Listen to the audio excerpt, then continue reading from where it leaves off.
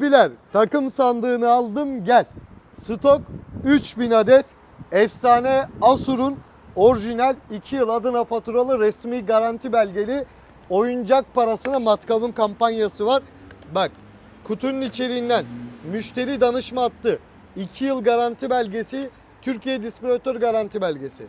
İçerisinden vidalama uçların, delme uçların, somun sıkmaların hepsi gelecek. Bataryaya gel. 12 volt C belgeli sertifikalı adına faturalı 2 adet batarya gelecek. Bak efsane bir kampanya var. Ürün çelik mandranlidir, plastik mandranli değildir. Ürün orijinal seri numaralıdır. 2 yıl adına faturalı resmi garantilidir. Ürün çelik mandran, büyük boy, ışıklı, büyük batarya, profesyonel bir vidalama matkabıdır. Torka gel. 25 tork. Bak 13, 14, 15 değil 25 tork çelik mandranli profesyonel bir vidalama matkabı. Dev bir kampanya. Sadece bir batarya tamir parasına, bir batarya parasına bile ne değil. Tamir parasına fiyatları yoruma bırakıyorum. Hızlı davranan kazansın.